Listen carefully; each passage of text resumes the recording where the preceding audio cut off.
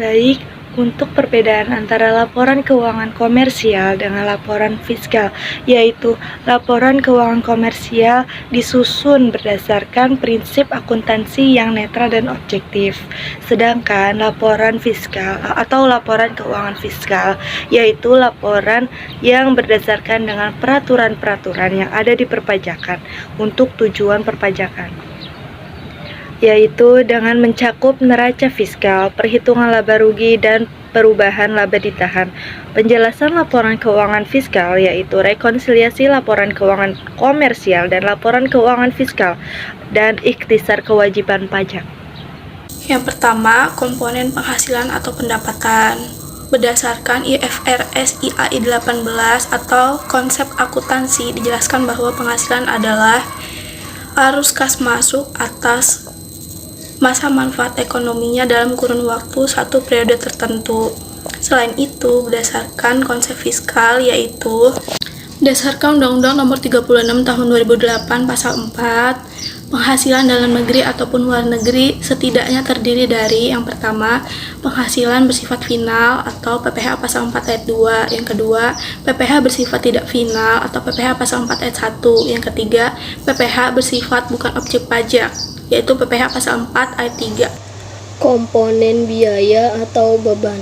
Berdasarkan IAI 2017 menjelaskan bahwa beban adalah suatu penurunan manfaat ekonomi selama kurun waktu satu periode akuntansi di dalam bentuk arus kas keluar ataupun berkurangnya aset ataupun kewajiban, sehingga bisa menyebabkan adanya penurunan ekuitas yang tidak menyangkut pada pembagian seluruh penanaman modal. Tapi jika dilihat dari bagian fiskal bahwa beban adalah penyesuaian biaya yang digunakan untuk bisa mendapatkan, menagih, dan memelihara penghasilan yang berhubungan langsung dengan perolehan penghasilan.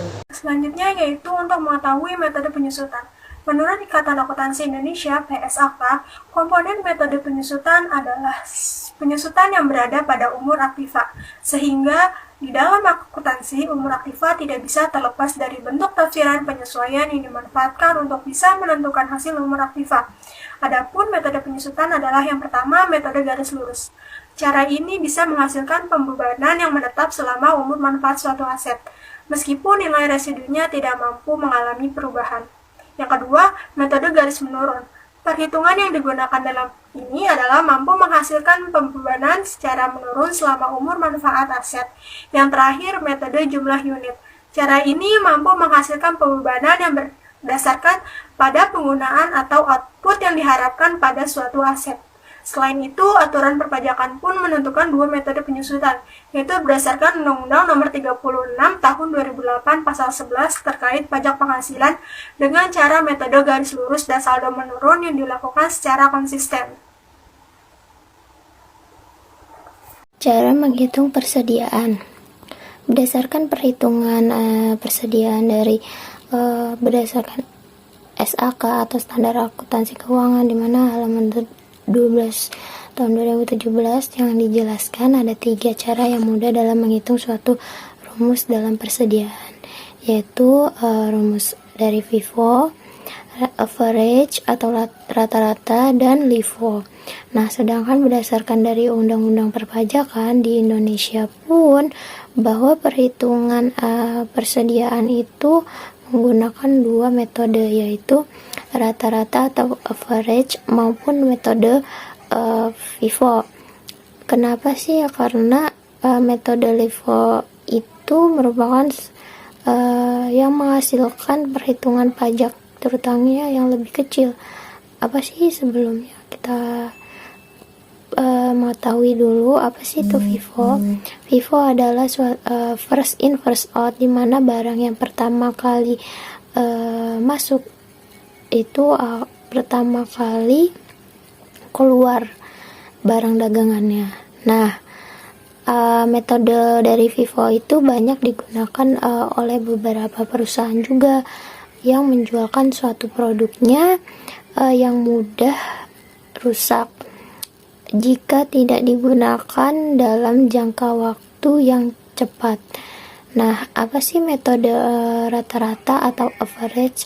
Nah, menghitung nilai dari barang dagangan dengan meratakan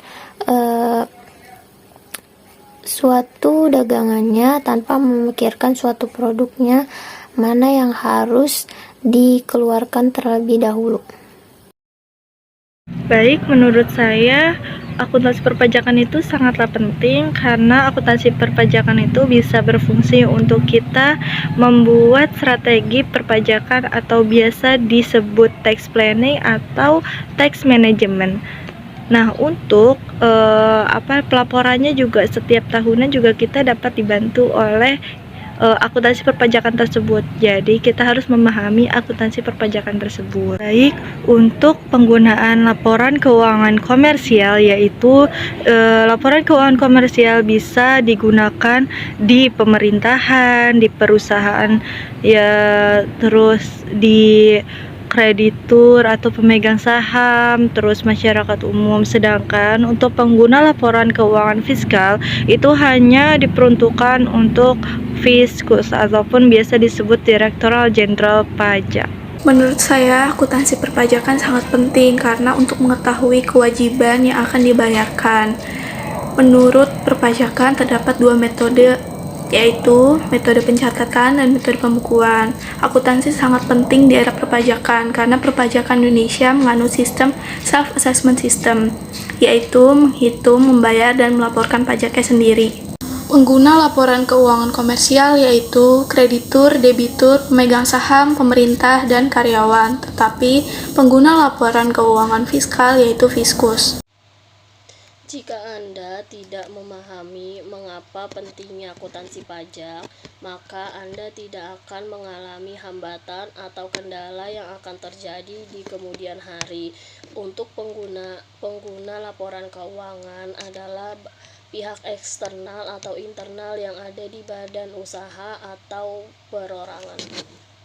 Pemahaman mengenai akuntansi perpajakan sangat penting supaya kita mampu untuk membuat tax planning atau strategi perencanaan pajak untuk memenuhi kewajiban perpajakan, sehingga posisi pajak terutangnya sesuai dengan kemampuan ekonomi perusahaan. Laporan pajak komersil digunakan oleh hampir seluruh stakeholder perusahaan, seperti pemegang saham, kreditur, karyawan yang berhubungan langsung dengan finance, manajemen, pemerintah, serta masyarakat apabila diperlukan. Sedangkan laporan pajak fiskal digunakan oleh Fiskus dan auditor, baik auditor internal maupun eksternal. Pemahaman mengenai akuntansi perpajakan menurut saya sangatlah diperlukan sekali dalam pemahaman mengenai akuntansi perpajakan. Nah, apalagi dalam akuntansi pajak di dunia perpajakan. Nah, akuntansi perpajakan itu suatu penting yang harus diketahui dan dipahami oleh setiap wajib pajak yang memiliki suatu usaha atau sebagai seorang pebisnis. Nah, penerapan dari sistem self-assessment yang diberlakukan di Indonesia mengajarkan masyarakat untuk secara mandiri melakukan suatu perhitungan pajak terutang, melunasi kekurangan pajaknya, dan menghitung pajaknya yang telah dibayarkan serta melaporkan kepada DJP atau Direktorat Jenderal Pajak. Nah, akuntansi pajak ini diartikan sebagai suatu akuntansi yang diterapkan dengan tujuan untuk mengetahui besarnya nominal kewajiban dari pajaknya yang harus dibayarkan pada suatu perusahaan. Nah, siapa sajakah pengguna laporan dari keuangan komersil? Nah, pengguna dari laporan keuangan komersil itu ada kreditur, para pemegang saham, terus karyawan perusahaan, pemerintah ataupun Fiskus, manajemen, serta masyarakat yang pada umumnya. Nah, sementara dari pengguna dari laporan keuangan akuntansi pajak itu adalah Fiskus atau yang biasa disebut dengan DJP atau Direktorat Jenderal Pajak. Nah, adapun dari pihak internal itu yaitu manajer. Manajer itu dari suatu perusahaan yang menggunakan akuntansi untuk menyusun perencanaan dari perusahaan dan mengevaluasi dari kemajuan yang ingin dicapai dalam usaha untuk mencapai suatu tujuan, yang melakukan tindakan dalam koreksi yang diperlukan dalam perusahaan. Nah, ini bisa dari pihak eksternal, yaitu dimana eksternal itu ada suatu investor, dimana jadi keluar investor itu ingin memberikan suatu penanaman, dimana penanaman modal itu dilihat dari laporan perpajakannya. Nah, laporan perpajakan itu ada peningkatan terus. Nah, kalau kreditur itu tidak ragu-ragu dalam memberikan suatu pinjamannya, dimana karena dari perusahaan tersebut dalam memenuhi suatu kewajiban yang tepat waktu, itu tidak akan terjadi kredit pajak. Nah, kalau dari instansi pemerintah misalnya, yaitu dalam pelaporan pajak.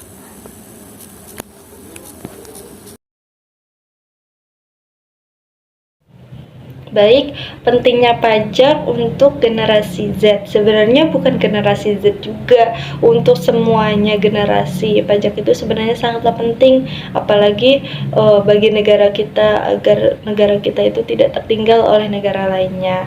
Nah, tetapi masih banyak di masyarakat kita itu masih kurangnya pemahaman pajak. Jadi untuk kita ini bisa dapat diberikan penjelasan mendasar untuk diberitahuan kepada mereka yang tidak mengetahui apa sih itu pajak, apa kegunaan pajak itu bagi negara kita juga. Untuk meningkatkan pengetahuan atau kesadaran masyarakat, diperlukan pengetahuan seputar dunia perpajakan, sehingga akan menciptakan tantangan perubahan untuk negara Indonesia, khususnya bagi generasi milenial. Pajak menyumbang sekitar 75% dari pendapatan pemerintah. Anggaran tersebut akan digunakan sekitar 20% untuk anggaran pendidikan dan pembangunan. Selain untuk pendidikan, anggaran tersebut akan digunakan untuk pembangunan infrastruktur, anggaran kesehatan, dan dana desa. Kepatuhan terhadap pembayaran dan pelaporan pajak masih sangat rendah, karena peran penting pajak ini belum banyak diketahui oleh masyarakat. Untuk itu, saat ini Indonesia menyambut Indonesia Gold di tahun 2045, Direktorat Jenderal Pajak mulai memasukkan materi kesadaran pajak ke dalam kurikulumnya. Pentingnya suatu generasi muda atau Gen Z pada saat ini, yaitu dimana Direktorat Jenderal Pajak atau DJP itu ingin menjadi wajib pajak yang layak ketika siswa itu diperkenalkan pajak dan manfaatnya sejak dini. Nah, dimana jika pajak itu diperkenalkan sejak dini, maka ketika generasi Z atau Gen Z ini sudah memiliki suatu penghasilan, jika sudah diperkenalkan pajak, mengenai pajak, itu akan sangat berdampak sangat besar untuk kedepannya. Maka kesadaran pajak itu akan timbul dari diri seseorang. Nah, itu jika diperkenalkan sejak dini, mereka akan patuh terhadap kewajibannya sebagai warga negara. Nah, karena pajak merupakan suatu hal yang sangat penting untuk suatu penerimaan negara, maka di mana sadar pajak itu merupakan suatu wujud dari bela negara. Maka dari itu wajib pajak bisa dikatakan suatu pahlawan, karena melalui mereka negara dapat terus maju dan berkembang. Nah, generasi Z ini saat ini adalah calon generasi penerus bangsa, calon generasi emas penerus bangsa, di mana Gen Z ini memegang suatu peranan penting dan memberikan suatu pengaruh dalam perkembangan Indonesia pada saat ini dan nanti yang akan datang. Untuk pekerjaan impian saya yaitu berhubungan dengan administrasi dan juga pelayanan. Tapi sih tidak menutup kemungkinan kalau misalkan Allah berkehendak lain untuk diberi pekerjaan lainnya, yaitu karena pelayanan, karena kayaknya tuh lebih berguna aja, lebih berguna bagi banyak kepentingan, nggak cuma satu yaitu perusahaan. Jadi banyak gunanya, kayak membantu orang gitu, ini dapat membantu banyak orang, jadi nggak cuma satu kepentingan. Nah, untuk menunaikan pajak yang untuk ditunaikan nantinya pas bekerja, pastinya PPh 21 untuk dilaporkan penghasilan saya per tahunnya.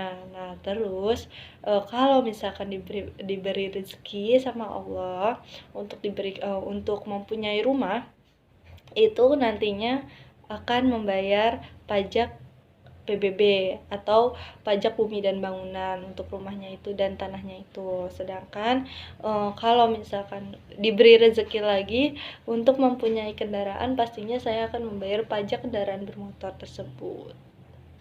Jalan impian saya adalah menjadi seorang konsultan pajak. Ketika saya akan mulai berkarir, saya akan menekuni bidang staf perpajakan maupun staf accounting, karena dari langkah tersebut saya akan mendapatkan wawasan dan pengetahuan seputar dunia perpajakan maupun akuntansi yang akan saya terapkan pada bidang pekerjaan impian saya menjadi seorang konsultan pajak. Untuk saat ini, pekerjaan yang saya cita-citakan adalah membuka sebuah restoran. Pajak yang akan saya kenakan adalah PB1, pasal 21, 22, 23, 25, dan pasal 4 ayat 2. Pekerjaan impian saya yaitu tax officer di salah satu perusahaan multinasional, yang mana yang saya ketahui adalah perpajakan yang digunakan yaitu PPh 21, PPh 23, PPh 26, PPN, dan lain-lain. Pekerjaan impian saya itu ingin menjadi suatu bagian administrasi atau pelayanan ataupun di bidang sekretaris, insya Allah. Dan kalau bisa ingin mempunyai suatu perusahaan atau terjun menjadi seorang pebisnis, karena impian saya dari kecil. Nah, untuk mematuhi membayar pajak jika sudah bekerja, yang pertama saya melaporkan pajaknya yaitu pajak PPh pasal 21 atas pelaporan pajak tahunan sebagai wajib pajak orang pribadi. Nah, jika diizinkan Allah untuk memiliki kendaraan bermotor, saya insya Allah membayarkan pajak kendaraan bermotor atau pajak PKB-nya. Nah, jika Allah mengizinkan lagi untuk saya memiliki rumah, insya Allah saya akan membayarkan pajak bumi bangunannya.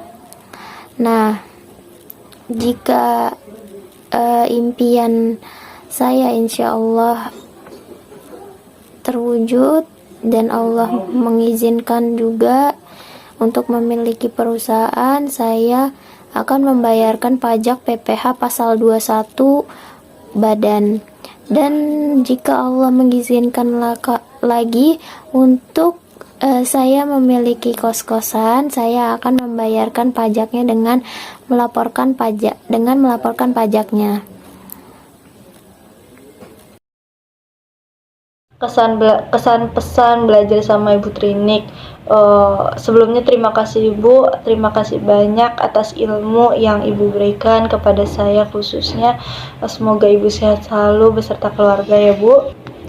Dan belajar sama Ibu juga enjoy, terus ibunya juga membawakannya nggak tegang, udah gitu Ibu juga kadang suka menyapa kita juga. Terima kasih Ibu, terima kasih banyak sudah sabar mengajar kita. Tetapi mungkin untuk Untuk penjelasan materi, saya sih berharap untuk semua dosen akuntansi dan perpajakan ya khususnya itu untuk penjelasannya sebaiknya lebih sedikit pakai bahasa sendiri kayaknya deh Bu. Soalnya saya sendiri juga kadang suka kurang mengerti bahasa-bahasa seperti kayak bahasa-bahasa perundang-undangan, nah gitu. Itu kayaknya lebih banyak diberikan contoh gitu agar kita dapat memahami apa sih itu gitu.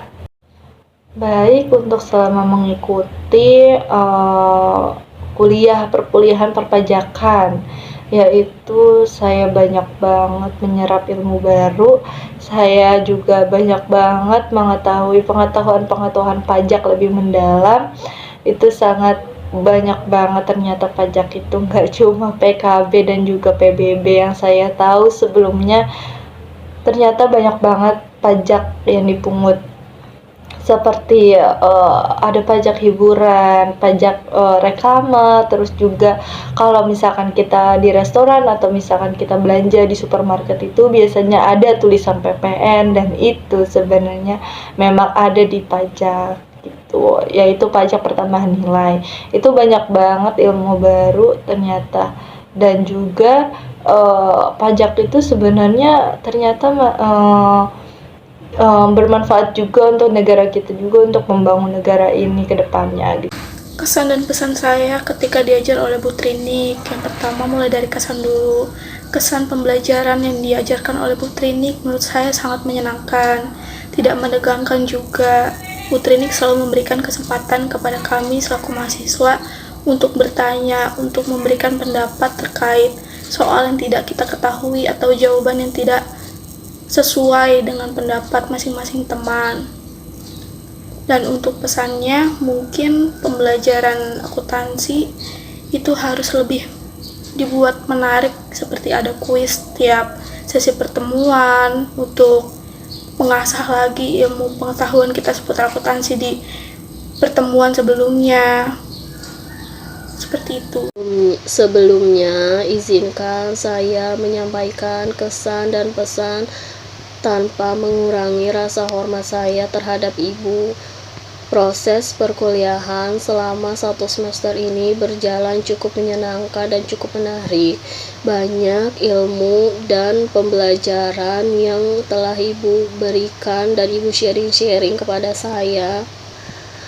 Dalam proses pemberian tugas memang terkadang sedikit sulit Bu untuk saya, tapi saya tahu itu untuk kebaikan saya dan agar saya dapat mengasah kemampuan saya dan agar saya dapat bersaing di kemudian hari.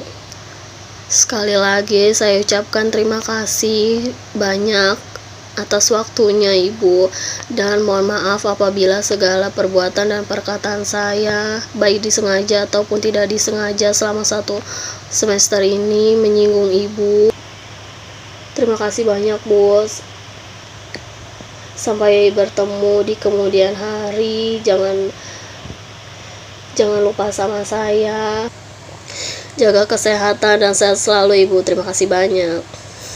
Kesan dan pesan saya dalam mengikuti mata kuliah akuntansi perpajakan, yaitu kesan saya banyak sekali mendapatkan ilmu dan pengetahuan dari Ibu Trinik, dimana sebelumnya saya mengucapkan terima kasih banyak kepada Bu Trinik karena telah membimbing kita dan berbagi ilmu yang sangat banyak kepada saya khususnya. Nah, dalam mengajar itu Bu Trinik itu baik, tidak pelit akan ilmu atau informasi di dunia kerja, gimana itu dijelaskan dengan sistem pembelajaran Ibu melalui Zoom, dan ada referensi video Ibu di YouTube channelnya Ibu Trinik yang menambah suatu wawasan saya. Nah, pesannya itu dimana tidak banyak pesan yang saya ingin sampaikan kepada Bu Trinik. Saya berharap kepada Bu Trinik, semoga kedepannya itu lebih baik lagi dalam proses pembelajaran, dalam menyampaikan materi yang Ibu ajarkan.